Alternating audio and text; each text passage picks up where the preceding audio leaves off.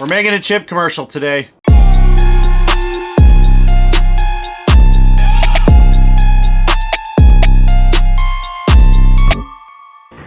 Internet, what's going on? Robert Teagar. I'm back again today with another video. If you're new here, welcome. I post content on filmmaking tips and the business of being a creative. So if that's something that you're into, stick around, watch this video, let me know what you think. Today, we are doing another spec kind of brand building piece for some Pig Out chips, outstanding puffs, and porkless pork rinds.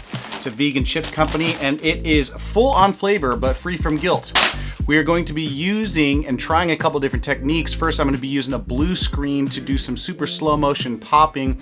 Got all the lights set up for that shot right now. I've got the LEDGO 1440 panel. I've got two Aputure 120Ds with strip boxes on the side with the diffusion and grids put up as well. I'm gonna be trying a couple different techniques today to see what works on my side. I'm gonna bring you guys along for the ride. Inevitably, we're gonna be coming up with 4 different shots to put together 3 short social ads. So let's get on into what we've got going today. Let's just get started.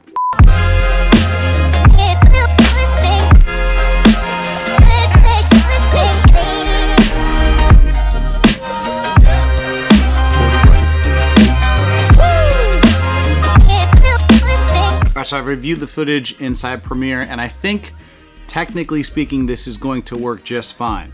What I've done, as you can see, is I've actually keyed out the blue in the screen right here. So if I kind of key all these things in, and this is just a temp placement in terms of what the color is going to be on the bottom side of this, but I've keyed out as a very, very rough key inside of Premiere, and then I've started to kind of mess around with what this thing would look like. It looks like the easy way to do it is to get the bag in focused here and then drop the bag. Like that technique seems like it's working really well.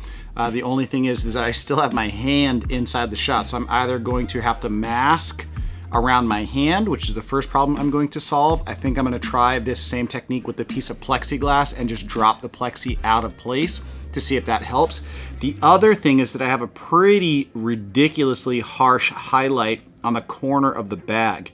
And I actually think that that's from the light that's flooding the blue screen. So I'm gonna do a couple more tests to see if I can actually kill that highlight that's there, because the lighting otherwise is fairly nice and diffused. So as long as I can get rid of that highlight and get rid of my hand, either by masking or by using some other form like a clear piece of plexi, I think that this technique should work really well.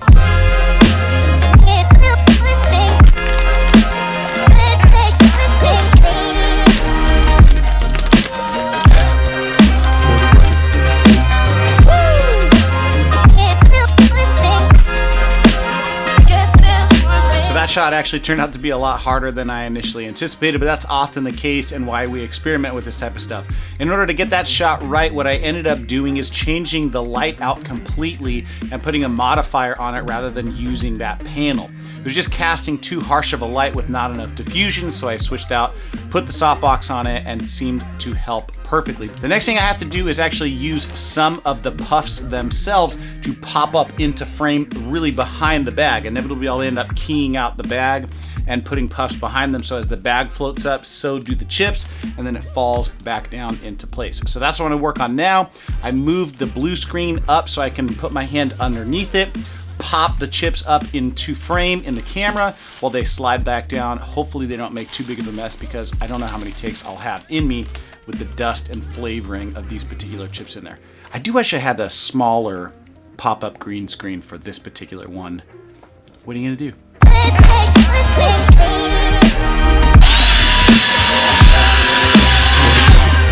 Take 2.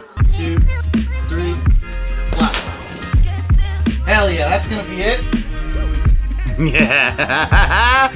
So the way that I think this shot is actually going to work is that I have to reverse the first shot so that I'll start holding here and drop it down, so it'll come up into frame, hold for a second, and then go back down. Some speed ramping, nice color correction, keying all that stuff out along with the text will really sell this piece. Starting the edit now with this piece for Outstanding Foods, and the first thing I have to do is kind of assemble the clips. Now, there's really only 2 shots that I need for this particular piece. Again, we're going to be creating a social piece, so that 3x5, or not 3, the 4x5, so 1080 by 1350 is going to be my sequence size. Created a couple sequences, and the first thing I have to do is key out that blue screen and get rid of the hockey stick that I ended up using. So masking those things together. Now I actually have the suite from Red Giant. So what I ended up using is the Primac keyer or the Primate keyer. But if you go into your effects here in Premiere and you type in key, you can use anything that they have here in terms of keying. So this Ultra Key tends to be a really great keyer in terms of what they've got going on. But again, I have this Red Giant Primate keyer that I have here. It's all fairly similar in terms of what you're doing. You're basically choosing a dropper and saying, this is the color that I want to get rid of, and then figuring out what you need to clean up in terms of spill and overall opacity where these layers are concerned. This isn't a keying tutorial by any means. I'm sure that there's thousands, and I've done some as well that you can go back and find, but I've had great success with this Primate keyer, and I'm just going to show you guys exactly what it looks like when I do that. Once I hit this Primate keyer here, I can start to then figure out what's going on in terms of creating more of an official flat mat that ends up working. The next thing that I did was actually go into After Effects, and I wanted to make sure that I had a flat keyed version that was void of the hockey stick. So in order to do that, I used Mocha. So once I had masked and keyed out the bag and the chips, the next thing I needed to do is to create the actual up and down movement of the bag within Premiere. So I exported the keyed out and masked bag, I imported them back into Premiere, and then what I did, which I referenced in the filming of this, is I created 2 different clips, really the same one duplicated back to back, and I butted them up against one another. I got the position of how I felt comfortable of this floating up into screen, and then put the exact same clip back to back, and was able to then reverse the clip by hitting Command R or Control R, reversing the speed and having it float back down into space. I then rendered and exported that file as a QuickTime file and brought it back into After Effects, where I was able to put together my composition. Now that I'm back into After Effects, what I'm able to do is start to build this file so that you're seeing each individual layer in the way that I wanted it to. Now the big thing here, this isolated layer that you see with the matte completely gone, just the alpha there, I'm able to solo that layer just to show you guys what's going on here. The big thing that I wanted to be able to do is put some sort of color behind it, hence the reason I shot everything on a green screen to begin with. So I was able to put that layer here, and this is a color key that I got from the brand guide from the brand itself. And then I wanted to put some sort of a radial gradient so that it looks like it's being lit in some way in post. This shape layer here that we were putting together actually does that for us. What I'm able to do is to create just a general shape layer and then mess around with the mask that I've got there and add a gradient fill on top. Adding this gradient fill gives this nice soft light in the middle instead of having it just be something that's simply a flat background. This to me adds a little bit of character and gives some depth to the shot itself. I really wanted to be able to make it look like I lit the thing appropriately, but I don't want to go out and continuously buy all the different drop colors that I have. Really, this gives me the opportunity to create the individual color that I want to and make it look as if it's lit. So within this comp, the first thing that I want to happen is that the text on the bag full of flavor is going to come into frame first. Now the way that I did that was really simple, just adding in some position and scale keyframes. I blew up this thing huge. You can see down here what the scale is at 2,580%, and it flies into frame with motion blur added right here, you can see. And then what I usually do is get this thing down 100%, it floats back down, and then comes back up into scale. So with these 3 keyframes, what I'm doing is creating that nice bouncing effect that happens when you keyframe those things inappropriately. You don't want to use any easy ease for these things, at least in my experience, because it makes it a little bit too wonky. I want it to hit hard and bounce back up and look like there's a little bit of a rebound, animate that text just a little bit more. The next thing we see is that I want that bag to start to pop up into 3D space. We've got that layer right here, and once it hits, remember I told you that I was able to keyframe the scale of this, and once it hits, I go a little bit more, again, creating that bouncing effect that I'm talking about from this side. But because it's not one frame after the other, and I do have motion already in the bag, in the footage that I have, I did ease those keyframes so it gives it a little bit more natural look as it starts to float around. Now, once that bag comes into frame, the next thing I want to add are the chips that are down here. Again, scaling and positioning those appropriately.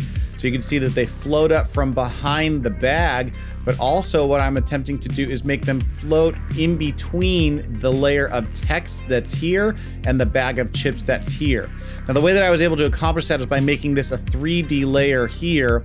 And as you can see, as I click it on and off, it's floating in between the layer of text, which is sitting on the top of this full of flavor right here, and the bag of chips. I actually want this to be a 3D layer so that it can float in between the different text layers. As you can see over here, gives it a more 3D full effect. So as the chips keep floating in and out of the letters, we're getting a really interesting effect that it creates a more immersive 3D experience. Once it floats up into frame, it starts to fall down. You see the chips falling down too. And the big thing here that I want to do is accentuate the movement of everything getting sucked into a hole. So the way that I was able to do that is by using the puppet tool and creating text layers inside the puppet tool, which you can see in these little spots right here. Right, so creating this puppet, I created different points on the puppet here, and that I'm able to kind of move around frame by frame. You're able to see what's going on from the text once it's animated. Each individual puppet pin I can create and maneuver as I want to. So what you'll see as I move this down, it's getting sucked into this center point here using those puppet keyframes. And so it's not just something that the whole level falls in at one particular point. It's getting warped down into the hole that I've created, or the hole that I've created. So that effect, along with motion blur, allows it to seem as though there's kind of a black hole sucking these things into, and then the next text layer exploding out from. So take a look. We'll do that one more time, just so you can get an idea of what's going on. Zoop, right there. Again, zoop, zoop, right? So you're seeing, again, I created more puppet pinpoints on the free from guilt as well. So as it pops up, it's popping up in this motion rather than just simply scaling in total. I wanted there to be some warping effect, and the puppet tool is how you would do that.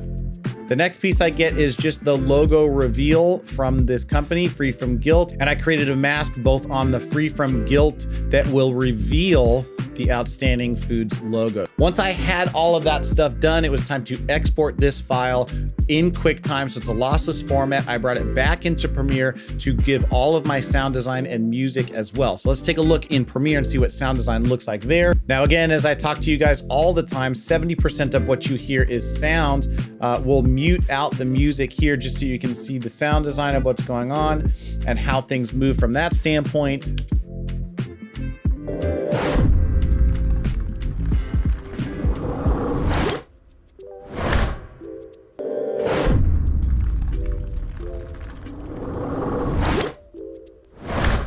So the thing that I think really sells this, especially in terms of what the explosion is behind, are these little like kind of dust particles. And then the suck in and out are really the two main things that I think really sell the motion of this piece. So you get sucked in and then explosion out. And those two things to me really help sell, like I said, sell the actual movement of what's going on from the tech standpoint. So there you go. This one was a little bit more complicated using blue screen. I had to really figure out the lighting of what's keeping everything lit well so that your blue screen's done and it can be keyed out well, but your depth of field is actually deep enough that you're getting product the entire time, or focus of product the entire time. Keyed things out, masked things out. We created a bunch of different text layers using the Puppet tool to warp those things in and out from the text layer standpoint. Came back in, gave it some fresh sound design. This is a 10-second piece. There's a ton of work that goes into that, but really only 2 shots and a bunch of animation and motion inside After Effects. If you guys like this video, like the damn video, and if you have comments or questions in terms of how I did a particular thing, leave them down below and I'll go more in depth on a separate video on what those techniques actually look like. I'm gonna play this video on the way out. If you guys like this, I'd love to see you around here more often by hitting the subscribe button and ring the bell for post notifications. This is T Garden with another video in the can. I'll see you in the next one. Peace.